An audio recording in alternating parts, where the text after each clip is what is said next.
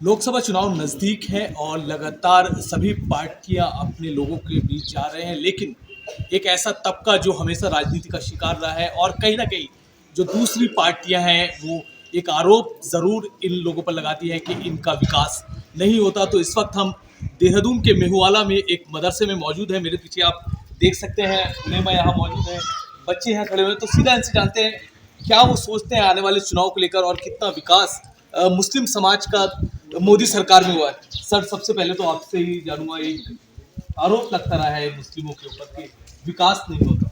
2014 से अगर अब तक देखें कितना विकास हुआ है, कितना बदला है। भारत एक ऐसा भारत बन कर के उभरा है कि जिसका सपना हमारे आज़ादी के सुरमाओं ने देखा था कि कैसा हो भारत, आत्मनिर्भर हो, एकता और अखंडता से परिपूर्ण हो। ऐसा ये मौका 60 यानी मैं समझता हूँ कि ये 2014 के बाद आदरणीय प्रधानमंत्री श्री नरेंद्र मोदी जी के नेतृत्व में मिला है कि देश बगैर किसी भेदभाव के तमाम योजनाओं का फ़ायदा हर वर्ग को मिल रहा है और मुसलमानों को भी उसमें भरपूर हिस्सेदारी मिली है, उनकी आबादी से कहीं ज़्यादा, क्योंकि गुर्बत इनमें है। मैं बात कहूँ अगर कि मैं मदरसा बोर्ड का एज एक जिम्मेदार के सेवक के, मदरसों में वो बच्चे पढ़ते हैं कि जो कहीं नहीं पढ़ सकते, प्राइवेट स्कूलों में नहीं जा सकते, ये सब गरीब घरों के बच्चे हैं जो यहाँ हमारे पढ़ने आते हैं। हमारे जो अध्यापक गण हैं, जो हमारे उलमा हैं, जो हमारे टीचर्स हैं, ये मुबारकबाद नहीं बल्कि ये हमदर्दी के लायक हैं कि बहुत कम मानदेय में ये अपना गुजारा करते हैं। यानी इतना किसी एक अच्छे खासे आदमी के यहाँ चाय का खर्च हो जाता है जितनी इनकी सैलरी होती है। मैं इस बात के लिए बहुत इन लोगों के लिए बहुत इनकी प्रशंसा करता हूँ, तारीफ़ करता हूँ, इनकी कमर भी थपथपाता हूँ कि ये उन बच्चों को पढ़ा रहे हैं जो गरीब समाज से निकल कर के आने वाले बच्चे हैं। और यही नहीं, वे इनके कपड़ों का, रहने का, सहने का सबका इंतज़ाम करते हैं।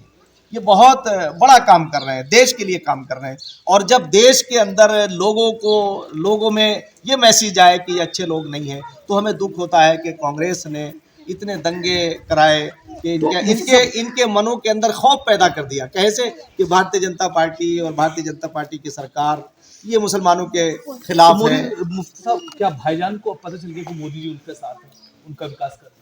नहीं, मैं आपको बताऊं कि मुसलमान जब अपनी आंखों से देख रहा है, ऐसा नहीं है कि वो समझता नहीं है, वो समझता है कि किसने इन्हें मुख्य धारा से काटा है, किसने इनके साथ में काम नहीं किया है।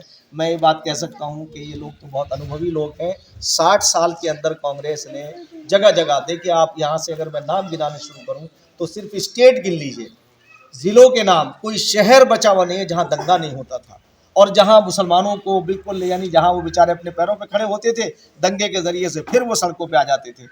उनके बच्चे पढ़ नहीं पाए, गुर्बत उनका मुकद्दर बन गई। आज की ये सरकार ईश्वर का वरदान है, ये अल्लाह पाक का करम है कि आदरणीय मोदी जी निकल कर गए और उन्होंने कहा सबका साथ, सबका विकास, सबका विश्वास, सबका प्रयास, बल्कि ये एक गारंटी है मोदी जी की। और आज हमारे प्रदेश में उत्तराखंड जो देवभूमि के नाम से जानी जाती है, एक आदर्श स्टेट है जो आइडियल स्टेट की तरफ बढ़ रहा है। माननीय मुख्यमंत्री श्री पुष्कर सिंह धामी जी एक मानव प्रेमी हैं और उनका मानव प्रेम जो है वो जब उसमें टनल के अंदर फंसे हुए मजदूरों की किस तरह से जान बचाई, वो भी एक उदाहरण है अपनी जगह पे, कहीं उसका उदाहरण मिलता नहीं दूसरी जगहों पे। तो मैं फिर ये कहना चाहूँगा कि उन्होंने जब ये बात कही कि ये मदरसों में पढ़ने वाले बच्चे ये इंजीनियर बने, ये डॉक्टर बने, ये साइंटिस्ट बने, ताकि इनकी भी गुर्बत दूर हो, ये भी मुख्य धारा से जुड़े, ये भी डॉक्टर और इंजीनियर बन करके देश की सेवा करें। तो मैं समझता हूं कि ये काम हमारे माननीय मुख्यमंत्री जी के नेतृत्व में हम ये काम कर रहे हैं और मुझे पूरी आशा है कि ये कल डॉक्टर बन के, इंजीनियर बन के ये लोग देश का नाम रोशन करेंगे, देश की सेवा करेंगे। मैं अध्यापक गणों का बहुत आभारी हूँ कि एक कम सैलरी के अंदर, कम मानदेय के अंदर अपने बच्चों को अच्छी एजुकेशन भले से न दे पाएंगे, मगर ये कम्युनिटी के बच्चों को आत्मनिर्भर बनाने की तरफ बढ़े हैं। तो इसके लिए हम धामी जी कि हम आभारी भी हैं कि उन्होंने इन मदरसों के बच्चों का संज्ञान लिया। आपको लगता है कि जितनी योजनाएं आ रही हैं तो मुसलमानों को कितना फायदा हो रहा है? बहुत फ़ायदा हो रहा है, राशन मिल रहा है और जी बहुत सारे फ़ायदे हैं। मजदूरी भी है, क्या नाम, पुल वगैरह ये सब बन रहे हैं। 2024 में क्या सरकार किसी बनी? मोदी की देखिए, साफ कह रहा है कि मोदी सरकार। कौन है मुख्यमंत्री यहाँ आपके प्रदेश में? प्रधानमंत्री कौन है? नरेंद्र मोदी। देखिए सब जानते हैं आपसे जानूं 2024 का चुनाव है, लग रहा है इस बार क्या लगता है आपको चुनाव की शुरुआत?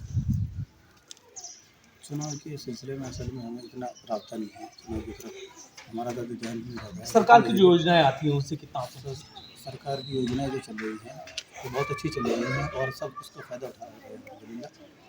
और ये जो मोदी सरकार है इसकी तरफ से बहुत क्या नाम उसका जितनी भी योजनाएं हैं सब इस्तेमाल कर रहे हैं आदमी और फ़ायदे हो रहे हैं। मतलब लोग जो कहते हैं कि योजनाएं मुस्लिमों के लिए नहीं है तो ये नहीं, योजनाएं तो सबके लिए हैं, योजनाएं तो जो नहीं उठा सकता तो उसका क्या कहा जा सकता, लेकिन योजनाएं सबके लिए आ रही हैं और सब सरकार अच्छा काम कर रही है। हाँ सरकार अच्छा काम कर रही है। मैं कहना चाहूँगा यही कि सन 2024 में जो सरकार आए तो देश में कोई दंगा फसाद नहीं जैसे हो रहा है।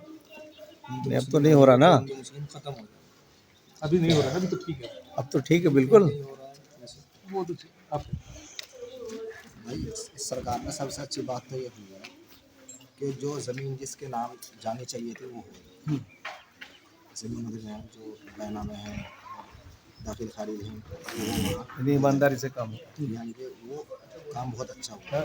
और रास्ते अब पुल वगैरह भी हुए हैं और ये जो है राशन वगैरह भी मिलता है। बस आगे भी यही उम्मीद रखते हैं हम सब और हमें यही उम्मीद है कि आगे भी जो सरकार आए आपस में प्यार मोहब्बत से रहे, भाईचारगी हो और सब जो है ना भेदभाव ना हो। हमारी मस्जिद भी और मदरसे भी हिफाजत से रहें, मंदिर भी जो रहें और अजानें भी सही हों। ये रोकथाम ना हो कि भाई अजान ना हो, ये गलत बात है।